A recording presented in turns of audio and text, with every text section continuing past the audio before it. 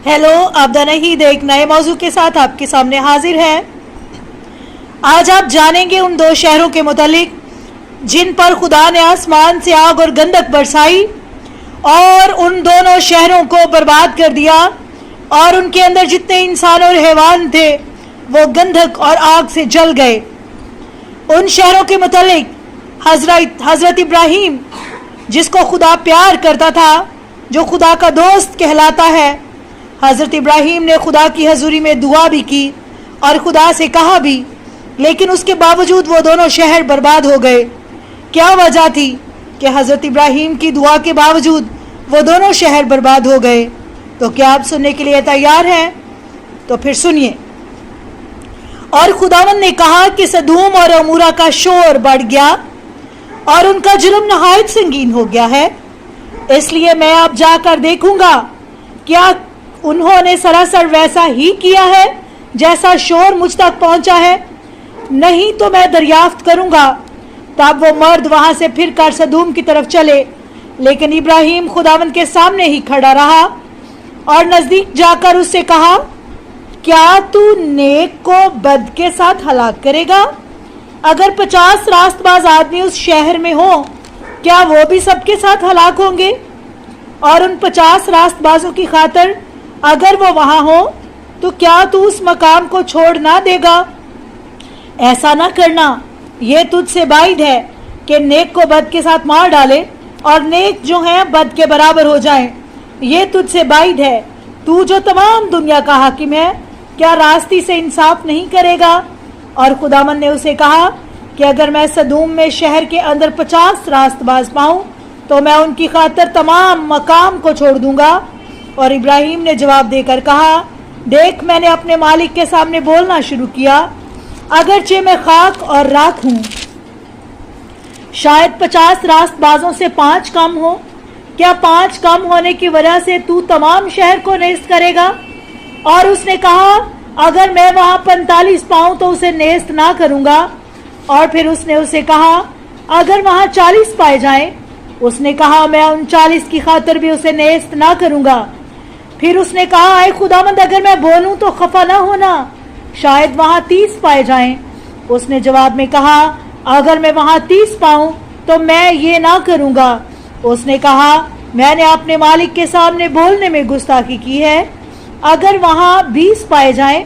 वो बोला, मैं 20 की खातिर उसे नेस्त ना करूंगा।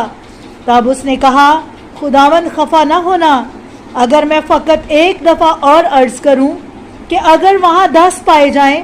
वो बोला, मैं 10 की खातिर भी उसे नेस्त ना करूंगा। और जब खुदावंद इब्राहीम से बातें कर चुका तो चला गया और इब्राहीम अपने मस्कन को फिरा। और 2 फरिश्ते शाम को सदूम आए और लूत सदूम के फाटक पर बैठा था और उन्हें देखकर उठा और उनके इस्तकबाल को गया और अपना सर जमीन तक झुकाया और कहा कि आए मेरे मालिक, अपने खादिम के घर चलो और वहाँ रात काटो, अपने पाँव धो लो और सुबह को अपनी राह लेना। और उन्होंने कहा, नहीं, हम चौक में रात काटेंगे। पर उसने उनकी बहुत मिन्नत की कि मेरे यहाँ उतरना। और जब वो उसके घर में दाखिल हुए, उसने उनके लिए ज़ियाफ़त तैयार की और फतीरी रोटी उनके लिए पकाई और उन्होंने खाई। और इससे पेशतर के वो लेटें, शहर के आदमी, क्या लड़का क्या ज़ाइफ, सब ने मिलकर उस घर को घेर लिया। और उन्होंने लूत को बुलाकर उससे कहा कि वो मर्द जो आज की रात तेरे यहाँ उतरे हैं कहाँ हैं? उन्हें बाहर ला ताकि हम उनसे सोहबत करें। लूत उनके पास बाहर गया और दरवाज़ा अपने पीछे बंद किया और कहा, ऐ मेरे भाइयों, ऐसी शरारत तो ना करो। देखो, मेरी 2 बेटियां हैं जो अब तक मर्द से वाकिफ नहीं। मैं उन्हें तुम्हारे पास बाहर निकाल लाता हूँ और जो तुम्हारी खुशी हो उनसे करो, मगर इन मर्दों से कुछ ना करो, क्योंकि वो मेरी छत के साए में आए हैं। मगर उन्होंने कहा, चल परे हट। और फिर कहा कि ये शख्स यहाँ पर गुजरान करने आया और हम पर हुक्म चलाता है, लिहाजा हम तेरे साथ उनसे ज़्यादा बदसलूकी करेंगे। और वो लूत पर सख्ती से हमला आवर हुए और दरवाज़ा तोड़कर खोलने को थे कि देखो उन मर्दों ने अपना हाथ बढ़ाकर लूत को अपने पास अंदर ले लिया और दरवाज़ा बंद कर दिया, और उन्हें जो बाहर थे, क्या छोटे क्या बड़े, अंधा कर दिया, चुनाचे उन्हें दरवाज़ा ना मिल सका।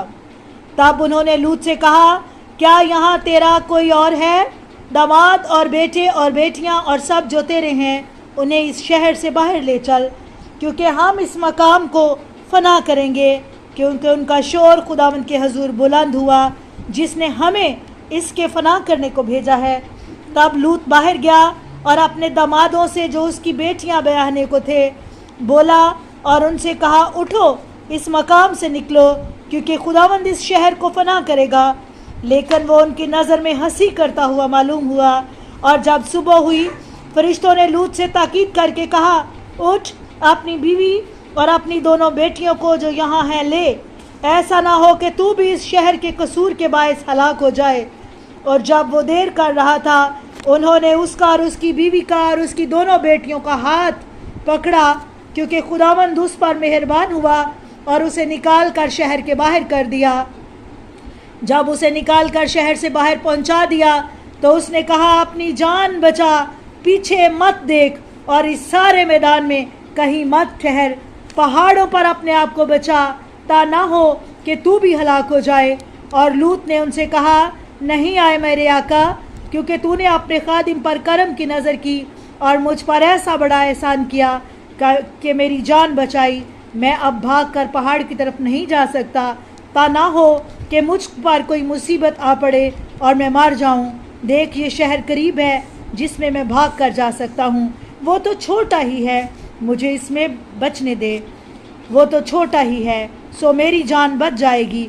और उसने उसे कहा कि देख, इस बात में भी मैंने तेरी अर्ज़ कबूल की, और इस शहर को जिसके वास्ते तूने कहा गारत ना करूँगा, जल्दी कर और वहाँ बच जा, क्योंकि जब तक तू उसमें ना पहुँचे मैं कुछ नहीं कर सकता। इस वास्ते उस शहर का नाम सुअर रखा गया। और जब ज़मीन पर सूरज तलू हुआ, लूत सुअर में दाखिल हुआ, और खुदावंद ने सदूम और अमूरा पर खुदावंद की तरफ से गंधक और आग आसमान से बरसाई, और उसने उन शहरों को और सारे कुर्ब जवार को और उन शहरों के सब रहने वालों को और सब कुछ जो ज़मीन से उगता है नेस्त किया। और उसकी बीवी ने अपने पीछे फिर के देखा तो वो नमक का सतून बन गई। और इब्राहिम फजर को सवेरे उठा और उस जगह से जहाँ वो खुदावंद के हजूर खड़ा था, उसने सदूम और अमूरा और उस तमाम ज़मीन के मैदान की तरफ नज़र की और देखा कि ज़मीन पर से धुआं भट्टी के धुएं सा उठ रहा है। और जब खुदा ने उस मैदान के शहरों को नेस्त किया तो खुदा ने इब्राहिम को याद करके लूत को उन शहरों की गारत से बचाया जहां वो रहता था। और लूत सूअर से निकलकर पहाड़ पर जा रहा और उसकी दोनों बेटियां उसके साथ थीं, क्योंकि सूअर में रहने से वो डरता था। और वो और उसकी दोनों बेटियां एक गार में रहने लगे।